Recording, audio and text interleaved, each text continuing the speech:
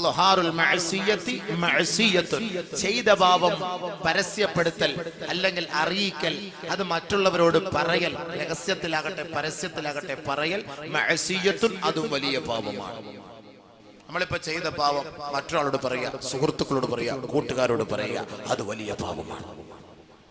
ബഹുമാനപ്പെട്ട അബൂ ഹുറൈറ റളിയല്ലാഹു അൻഹു റിപ്പോർട്ട് ചെയ്യുന്ന ഹദീസ്, നബിയുനാ റസൂലുള്ളാഹി സ്വല്ലല്ലാഹു അലൈഹി വസല്ലമ തങ്ങൾ പറയുകയാണ്, കുല്ലു ഉമ്മത്തി മുആഫാ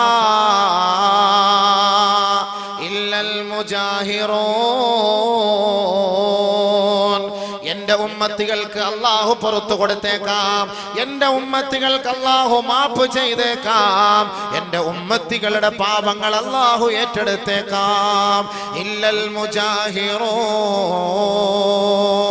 പാപങ്ങൾ പരസ്യമായി പറയുന്നവരൊഴികെ, പാപങ്ങൾ പരസ്യമായി പറയുന്നവരൊഴികെ അവരുടെ പാപങ്ങൾ അല്ലാഹു മാപ്പ് ചെയ്യുകയില്ല. ശേഷം ആദരവായ റസൂലുള്ളാഹി തങ്ങൾ പറയുകയാണ്, വ ഇന്ന മിനൽ മുജാനാ وإن من المجانا أن يعمل رجل بالعمل عملا، أن يعمل رجل بالليل ثم ينشر ثم يصبح فقد ستره الله فقال يا فلان عملت البارحة كذا وكذا. ബഹുമാനപ്പെട്ട അബൂ ഹുറൈറ റളിയല്ലാഹു തആല അൻഹു റിപ്പോർട്ട് ചെയ്യുന്ന ഹദീസ്, ആദരവായ റസൂലുള്ളാഹി സ്വല്ലല്ലാഹു അലൈഹി വസല്ലമ തങ്ങൾ പറയുകയാണ്, എൻ്റെ ഉമ്മത്തികൾക്ക് അല്ലാഹു പുറത്തു കൊടുത്തേക്കാം, എൻ്റെ ഉമ്മത്തികളുടെ പാപങ്ങൾ അല്ലാഹു മാപ്പ് ചെയ്തേക്കാം. ഇല്ലൽ മുജാഹിറൂൻ, പാപങ്ങൾ പരസ്യമായി പറയുന്നവരൊഴികെ, പാപങ്ങൾ പരസ്യമായി പറയുന്നവരൊഴികെ, പരസ്യമായി താൻ ചെയ്ത പാപങ്ങൾ പറയുന്നവരൊഴികെ എൻ്റെ ഉമ്മത്തികളുടെ പാപങ്ങൾ അല്ലാഹു മാപ്പ് ചെയ്തേക്കാം. ആദരവായ റസൂലുള്ളാഹി തങ്ങൾ പറയുകയാണ്, വഇന്ന മിനൽ ജുബാനാ,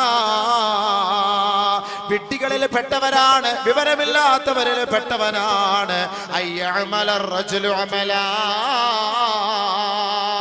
അമലം ബില്ലൈൽ, കഴിഞ്ഞ രാത്രിയിൽ അവൻ ഒരു തെറ്റ് ചെയ്തു, ഫഖദ് സതറഹുല്ലാഹു അലൈഹി, അല്ലാഹു അത് ഒളിപ്പിച്ചു വെച്ചിരിക്കുകയായിരുന്നു, പടച്ചവൻ അത് മറച്ചു വെച്ചതാണ്. തുമ്മ യുസ്ബിഹു, നേരം വെളുത്തപ്പോ ഇവൻ തന്റെ സുഹൃത്തിനെ വിളിച്ചിട്ട് പറഞ്ഞു, യാ ഫുലാൻ അമിൽതുൽ ബാരിഹത കദാ വകദാ, ഏ സഹോദരാ, ഏ അളിയാ, ഏ സുഹൃത്തേ, ചെക്ക, ഞാൻ ഇന്നലെ രാത്രി ഇന്ന പെണ്ണുമായി ഞാൻ അങ്ങനെ ചെയ്തു, എനിക്ക് ഇന്നലെ ഒരു ഐറ്റം കിട്ടി, അവളുമായി ഞാൻ ഇന്ന സ്ഥലത്ത് പോയി, ഇന്ന സമയങ്ങളിൽ ഇത്ര സ്ഥലത്ത് ഞങ്ങൾ അടിച്ചു പൊളിച്ചു, ഞാൻ ഇന്ന തെറ്റ് ചെയ്തു എന്ന് അല്ലാഹു ഒളിപ്പിച്ചു വെച്ച മറച്ചു വെച്ച തെറ്റുകൾ തന്റെ സുഹൃത്തുക്കളോട് പറയുന്നവരെ അവന്റെ പാപം അല്ലാഹു പൊറുക്കുകയില്ല, അവന്റെ പാപം അല്ലാഹു ഏറ്റെടുക്കുകയില്ല, അവൻ അല്ലാഹു പുറത്തു കൊടുക്കുകയില്ല. ചില ആളുകൾ മണിയറ രഹസ്യം പരസ്യപ്പെടുത്തുന്നവരുണ്ടാകും. തന്റെ ഭാര്യയുമായി ബന്ധപ്പെട്ട രീതികളും തന്റെ ഭാര്യയുമായി എങ്ങനെ ബന്ധപ്പെട്ടു എന്നും, ഇന്നലെ രാത്രി ഞാൻ മണിയറയിൽ കഴിഞ്ഞതെങ്ങനെയാണ്, എന്റെ ഭാര്യയോടൊപ്പം കഴിഞ്ഞതെങ്ങനെയാണ്, എന്റെ ഭാര്യയെ ഞാൻ തൃപ്തിപ്പെടുത്തിയതെങ്ങനെയാണ്, ആ ശരീരത്തിന്റെ ഓരോ ഘടനകൾ പോലും വിവരിച്ചുകൊണ്ട് മണിയറ രഹസ്യങ്ങൾ പരസ്യപ്പെടുത്തുന്നവരെ ലോകത്തിന്റെ പുത്രൻ മുഹമ്മദ് മുസ്തഫ സല്ലല്ലാഹു അലൈഹി വസല്ലമ തങ്ങൾ വളരെ വളരെ ഗൗരവത്തോടു കൂടിയാണ് അവർക്കെതിരെ പ്രഖ്യാപിച്ചത്. ഇന്ന മിൻ ശർരിന്നാസി മൻസിലാ യൗമൽ ഖിയാമ, നാളെ ആഖിറത്തിൽ പടച്ചവന്റെ കോടതിയുടെ മുന്നിൽ മഹ്ശറ വൻസഭയിൽ അല്ലാഹു റബ്ബുൽ ഇസ്സത്ത് തന്റെ ജനതകളെ, തന്റെ അടിമകളെ മുഴുവനും നീതിക്ക് വേണ്ടി, വിചാരണയ്ക്ക് വേണ്ടി ഹാജരാക്കുമ്പോ ഇൻദല്ലാഹി മൻസിലാ ഇന്ന ശർറന്നാസി ഇൻദല്ലാഹി മൻസിലാ. അല്ലാഹുവിന്റെ അടുക്കൽ ഏറ്റവും നികൃഷ്ട ജീവി ആരെന്നറിയുമോ? അല്ലാഹുവിന്റെ അടുക്കൽ ഏറ്റവും വൃത്തികെട്ടവൻ ആരെന്നറിയുമോ? പടച്ച തമ്പുരാന്റെ കോപത്തിനും അല്ലാഹുവിന്റെ ശാപത്തിനും പാത്രീഭവിച്ചവൻ ആരെന്നറിയുമോ? റജുലുൻ ഒരു ഭർത്താവാണ്, റജുലുൻ ഒരു പുരുഷനാണ്. യുഫ്ളി ഇലാ ഇംറഅതിഹി, തന്റെ ഭാര്യയുമായി രാത്രി ശയിച്ചിട്ട് തന്റെ ഭാര്യയുമായി മണിയറയിൽ രഹസ്യം പങ്കിട്ടിട്ട് സുമ്മ യൻഷുറു സിർറഹാ, ആ കഴിഞ്ഞ രാത്രിയിൽ തന്റെ ഭാര്യയോട് അവൻ എങ്ങനെയാണോ ശയിച്ചത്, എങ്ങനെയാണോ ലൈംഗികമായി ബന്ധപ്പെട്ടത്, അവൻ പരസ്യപ്പെടുത്തുന്ന വിഡ്ഢികളെ അവനാണ് നാളെ ആഖിറത്തിൽ ഏറ്റവും നികൃഷ്ടനെന്ന്, ഏറ്റവും നീചനെന്ന്, ഏറ്റവും നിന്ദ്യനെന്ന് നബിയുനാ റസൂലുള്ളാഹി സല്ലല്ലാഹു അലൈഹി വസല്ലം. അത് ഒരാൾ ചെയ്ത പാവം, അല്ലെങ്കിൽ പാവം അല്ലെങ്കിലും ഇനിയിപ്പോ പാവം ചെയ്താലും അങ്ങനെ പാവവും പറയുമല്ലോ. സ്കൂളിൽ നിന്ന് എനിക്ക് ഒരെണ്ണത്തിനെ കിട്ടി, അല്ലെങ്കിൽ ഞാൻ മാംഗ്ലൂർ പോയപ്പോൾ ലോഡ്ജിൽ പോയപ്പോൾ അവർ അഡ്ജസ്റ്റ് ചെയ്ത് തന്നു, പൈസ കൊടുത്തു, അവിടുന്ന് ടിക്കറ്റ് എടുത്ത് ബസ്സിൽ യാത്ര ചെയ്യാമെങ്കിൽ ഒരാളെ ഒപ്പിച്ചേരാന്ന് പറഞ്ഞു. അങ്ങനെയൊക്കെ എനിക്ക് കിട്ടി, നീ വേണമെങ്കിൽ കൂടെ കൂടിക്കോ, നിനക്കൂടെ ഞാൻ ഒപ്പിച്ചേരാം, ഞാൻ ഫോൺ നമ്പർ തരാം, നീ ഒന്ന് പോയിക്കോ എന്നും പറഞ്ഞിട്ട് ആ തെറ്റുകളെ വിളിച്ചു പറയുകയും ചെയ്യിക്കുകയും അതിന് പ്രോത്സാഹിപ്പിക്കുകയും ചെയ്യുന്നവൻ ഏറ്റവും വലിയ നിന്ദനാണ്. നബി സല്ലല്ലാഹു അലൈഹി വസല്ലം തങ്ങൾ പറഞ്ഞത് ആൺപിശാചും പെൺപിശാചും പോലെയാണ്, ആൺപിശാചും പെൺപിശാചും പോലെയാണ്. പരസ്യമായിട്ട് റോഡിന്റെ സൈഡിൽ നിന്ന് അവർ ശാരീരികമായി ബന്ധപ്പെടും, ഒരു കൂസലില്ലാതെ ലജ്ജയില്ലാതെ അവർ വിവരമില്ലാത്തവരാണ്, ശൈത്താന്കളാണ്, പിശാചുക്കളാണ്. നബിയുനാ റസൂലുള്ളാഹി അഷ്ഹദു അല്ലാ ഇലാഹ ഇല്ലല്ലാഹ് അസ്തഗ്ഫിറുല്ലാഹ്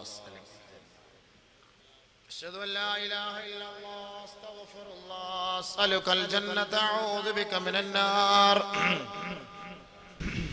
അപ്പൊ അതുകൊണ്ട് എന്താ പറഞ്ഞത്? അപ്പൊ അതുകൊണ്ട് എന്തെങ്കിലുമൊക്കെ അങ്ങനെ ചെയ്തിട്ടുണ്ടെങ്കിൽ ഒന്ന് മാപ്പാക്കാൻ വേണ്ടി ആത്മാർത്ഥമായി റബ്ബിനോടൊന്ന് പറഞ്ഞാൽ നിറക്കണ്ണുകളോട് കൂടി.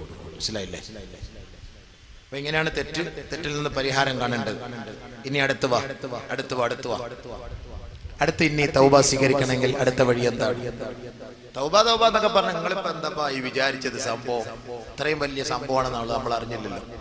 അടുത്തത് وإن كانت المعصية بينه وبين الله فلها ثلاثة شروط. അവന്റെ പാപം അവനും അല്ലാഹുവും തമ്മിലാണെങ്കിൽ 3 നിബന്ധനകൾ അവനുണ്ട്. ഒരു മനുഷ്യൻ തൗബ ചെയ്യണമെങ്കിൽ, പശ്ചാത്തപിക്കണമെങ്കിൽ, അവൻ ചെയ്ത പാപം അവനും അല്ലാഹുവും തമ്മിലുള്ള പാപമാണെങ്കിൽ ഫലഹാ സലാസത്ത് ശുറൂത്ത്, 3 നിബന്ധനകളാണ്.